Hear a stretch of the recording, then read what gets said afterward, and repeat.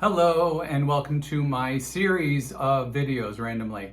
This video is actually going to be a tutorial or a suggestive idea for how to create a really wonderful, easy peasy grow box that has a not only vents, but it also has a breeze going through it.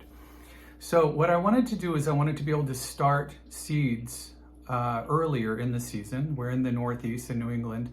So there are some certain plants that need to be started earlier in order to then go out into the garden and really survive and be able to flourish fully within our growing season. So if you're in even colder climate, this will help you out as well. I looked online and found a bunch of different options for this. I wanted something that was compact that could fit maybe into a window if I had a deep enough sill, or at least on a table that could be placed in front of a window. I also wanted it to be able to have a sort of a breeze going through it so that the plants would be more stable and more solid. When plants have movement, it actually makes their stems as they grow and their whole sort of plant body, if you will, stronger, the way that those cells work and how they develop. So I needed something that was going to do that. Instead of spending a ton of money, this is what I came up with.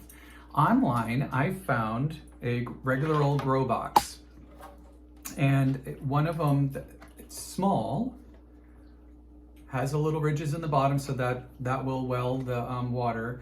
You can use the peat pods, the little compressed pods that they sell, and then you can put them in little pots in here. And then the lid that goes on it is this lid. So this lid has vents on the top, and the lid fixes, it just sets directly on the box. Easy peasy, right? Well, I wanted a vent, I wanted a breeze to go through. I wanted air to exchange, not only for movement of plants, but also just to enrich the environment a little bit. So what's nice with these vents is they close and they open. If you can see that closely, that's open, and then they close. So I can control how much moisture comes out, stays in, and how much air comes out. Now what I did was I took and went online and I found two of these little guys, and it's a USB powered computer fan. And what I wanted was a small enough size so that all I had to do was cut a hole in the side, and all I did was I took a little a drill, did a little pilot hole, and then I just expanded that. But first what I did was I put this on here, this little motor, to see how big it was going to be.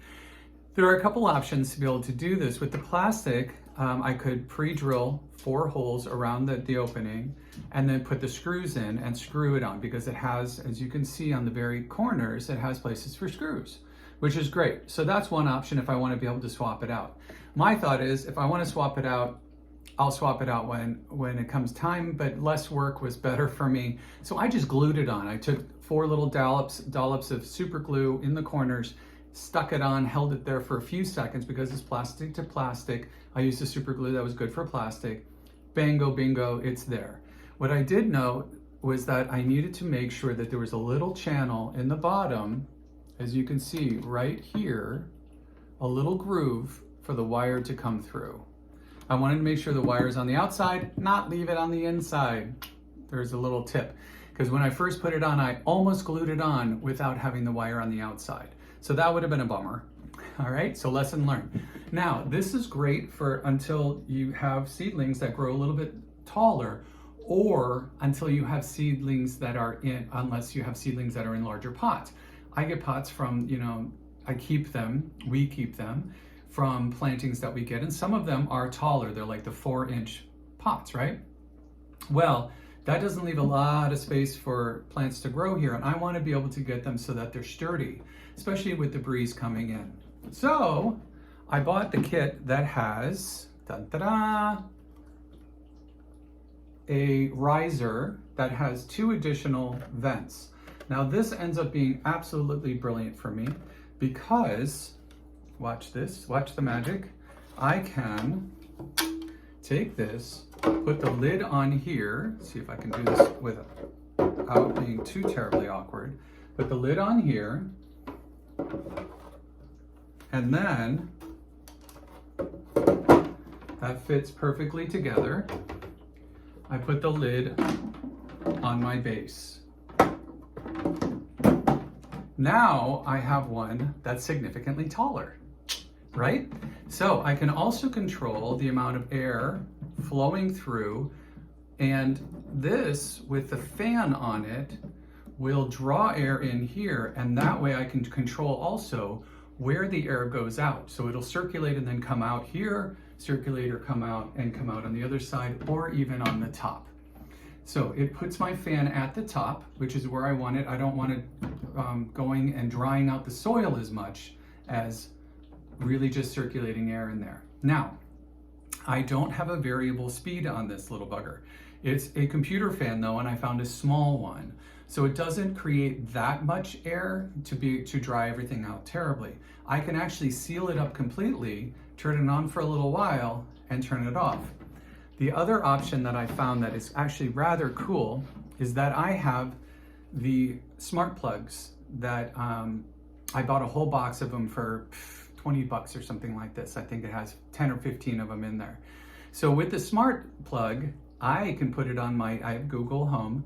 I put it on a schedule so that it turns on and turns off, turns on and turns off. I use an adapter for the USB on here. It's just a standard smart plug that plugs into the wall, and wherever I have it, I can use an extension cord, whatever, to get the power to it. But that way I can control the on and off of the little fan that is in the lid. So, little word to the wise, word to the non-wise, and a little bit of information that I hope will help and may be interesting to you as an idea or inspiration to do something completely different, or to try it out and see how your seedlings do. The only suggestion I have, and the only sort of warning I have that I've found through my experience, is that when you do this and you put the fan on a regular schedule, which is rather cool, I think, you do need to be careful that your moisture level is attended to. You want to keep them wet, but not damp. So moist. I hate that word, but anyway. So figure it out, play with it. It will dry them out faster by having all the vents open and the fan on it. So play with which vents you have open, which vents you have closed, and also keep an eye out on how much water is in the base of the entire container, because you don't want it sitting there and getting gross. You want it just enough water in there so that it'll water the plant from the bottom, and then that grows a stronger root system. You can also mist it if you want, but with the lid on, and if you're keeping it mostly closed, that will create its own little microenvironment. Now with this, you can even create a terrarium if you wanted to, and not use the fan on this side, but close all the vents and do it that way, and you'd have an enclosed, pretty much enclosed system. Now it's not going to be fully enclosed because it doesn't seal around the sides. I also, one of the last point that I have for you is that I wanted to be able to move it, but it doesn't stay together very well. The top can easily flip off. I wanted to move it from window to window and to be able to turn it without weirding about it. Simple, super simple solution. I used just Scotch tape. I used regular old clear tape, put it down around the edges on the two long sides and the two short sides on all levels. That kept it together, kept it a little bit closer, and made it so that I could turn it without freaking out that the top was going to suddenly go flying off on me or something like that, especially when there's a cord attached. All right, so I hope this helped a little bit, and I hope you enjoyed it. Like, subscribe, do all those fun things, share with your friends, and I hope you have a wonderful day. So I'll be doing another video that describes how I use this in a completely different manner, the exact same setup, but that will apply to pottery. Keep an eye out for that. Bye.